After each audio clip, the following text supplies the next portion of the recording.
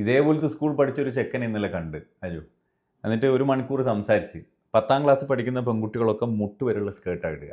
അപ്പോൾ മഴക്കാലത്ത് സ്കൂളിൻ്റെ ചില ഏരിയയിൽ വെള്ളം കെട്ടി നടക്കുന്നുണ്ടാവില്ല. അപ്പോൾ കുരുത്തം കെട്ട ചെക്കന്മാർ ഒരു ഏരിയയിൽ വെയിറ്റ് ചെയ്ത് നിൽക്കും. അപ്പോൾ പെൺകുട്ടികൾ ഇങ്ങനെ വന്ന് ചാടി കടന്ന് പോകുമല്ലോ.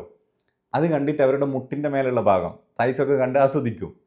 ഈ പെൺകുട്ടികൾക്ക് 8ാം ക്ലാസ് 9ാം ക്ലാസ് 10ാം ക്ലാസ്സിലൊക്കെ ഈ പ്രായപൂർത്തിയാവുന്നതായിട്ടുള്ള ഒരു മാനസിക പിരിമുറുക്കമുള്ള പോലെ തന്നെ ആൺകുട്ടികളും ആ ഏജിലല്ലേ ഒരു അട്രാക്ഷൻ വരിക, പെണ്ണിനോടൊരു അട്രാക്ഷൻ വരിക. അപ്പം ചില ഭാഗങ്ങൾ കാണാനൊക്കെ ആൺകുട്ടികൾക്കൊരു പ്രത്യേക താല്പര്യമായിരിക്കും അല്ലേ? സത്യമല്ലേ അത്? ചില പോസ്റ്ററൊക്കെ കാണുമ്പോൾ ആരും കാണാണ്ടോ നോക്കൂ അല്ലേ, സിനിമ പോസ്റ്റർ. അപ്പോൾ ഈ സംഭവം അങ്ങനെ പാടില്ല എന്ന് പറയുമ്പോൾ ആ പ്രായത്തിൽ ആൺകുട്ടികൾക്ക് പക്വതയും കുറവാണ്, പിന്നെ ബയോളജിക്കലി എനിക്ക് പ്രായപൂർത്തിയാകുന്നത് കൊണ്ടുള്ള സംഭവം. ഇപ്പോൾ സ്കൂൾ മാനേജ്മെൻറ്റിന് സൗകര്യം ഒരുക്കി കൊടുക്കുകയാണ്. 10ാം ക്ലാസ് പഠിക്കുന്ന പെൺകുട്ടികൾ മുട്ട് വരെയുള്ള സ്കേർട്ട്, ഒന്ന് അങ്ങോട്ടും ഇങ്ങോട്ടും തിരിഞ്ഞാൽ തുട കാണും. അവനക്ക് നല്ല സൗകര്യമാണ്, സ്കൂളിൽ പോകുമ്പോൾ പ്രത്യേക ആവേശം. എന്തിനാ ഇത്? അപ്പോൾ മാന്യമായ വസ്ത്രധാരണവും സ്വഭാവവും വ്യക്തിത്വവും വിദ്യാഭ്യാസവും എല്ലാം കിട്ടണം സ്കൂളിൽ നിന്ന്. അതാണ് വിദ്യാലയം. ഈ കമൻ്റ് ഇട്ടിരിക്കുന്നത് എനിക്കറിയാവുന്ന ഫാമിലിയുള്ള ഒരു കുട്ടിയാണ്. അവർ ചോദിക്കുന്ന മാന്യമായ കമൻ്റാണ്. സ്കൂളിലൊരു നിയമമില്ലേ? ആ നിയമം ആദ്യം മനസ്സിലാക്കിയില്ലേ, പിന്നെന്താണ് ഇപ്പോൾ ഒരു പ്രശ്നം എന്നുള്ളത്. ശരിയാണ്, ആ സ്കൂളിലൊരു നിയമമുണ്ട്. ആ കുട്ടി സ്കൂളിൽ പോകുന്ന സമയത്ത് ഷോൾ ഇടും. സ്കൂളിൻ്റെ ഗേറ്റ് എത്തിക്കഴിഞ്ഞാൽ ഷോൾ ഒരു ബാഗിൽ വെക്കാറാണ്. പക്ഷെ അന്നൊരു ദിവസം സ്കൂൾ ഫംഗ്ഷനാണ്. ആ ഫംഗ്ഷനിൽ കുട്ടി വരാന്തയിൽ ഷോൾ ഇട്ടിട്ട് കൂട്ടുകാരികളോട് സംസാരിക്കുമ്പം സിസ്റ്റേഴ്സ് കണ്ടു, വേണ്ടാത്ത രീതിയിൽ കുട്ടികളുടെ മുമ്പിൽ ഷൗട്ട് ചെയ്തു. അതിൽ വിഷമമായിട്ട് പാരൻസിനോട് പറഞ്ഞു, പ്രശ്നമായി.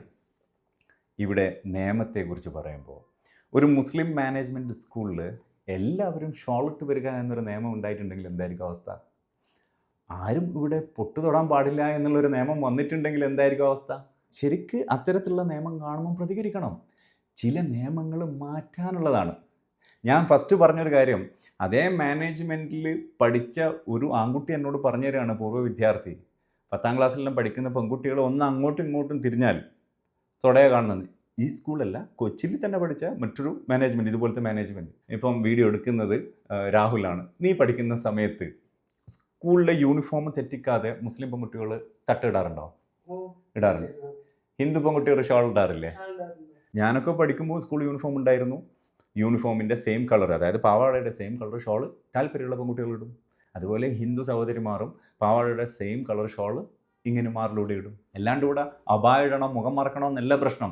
ശിരോവസ്ത്രം എന്ന് പറയുന്നത് ഷോളാണ്. അപ്പം തെറ്റിദ്ധരിച്ചിരിക്കുന്ന ഒരുപാട് ആൾക്കാരുണ്ട്. ശരിക്കും നമ്മൾ ജനാധിപത്യ രാഷ്ട്രമാണെന്നൊക്കെ ആ ടീച്ചർ എന്തെങ്കിലും പറഞ്ഞല്ലോ. അപ്പോൾ ടീച്ചർ മനസ്സിലാക്കേണ്ടത് അതേ യൂണിഫോമിൽ പൊട്ട് തൊട്ടതും ഷോൾ ഇട്ടതും ഷോൾ ഇടാണ്ടും ഒക്കെ ഉള്ള വിവിധ തരത്തിൽ കുട്ടികൾ ഒരേ യൂണിഫോമിൽ നിരന്ന് നിൽക്കുന്ന കാണാൻ പ്രത്യേക ഭംഗിയാണ്. നമ്മളൊക്കെ പഠിക്കുമ്പം അങ്ങനെയുള്ള കുറേ കുട്ടികൾ കാണാൻ പറ്റിയിട്ടുണ്ട്. അതിനൊരു ഭാഗ്യം ഉണ്ടായിട്ടുണ്ട്.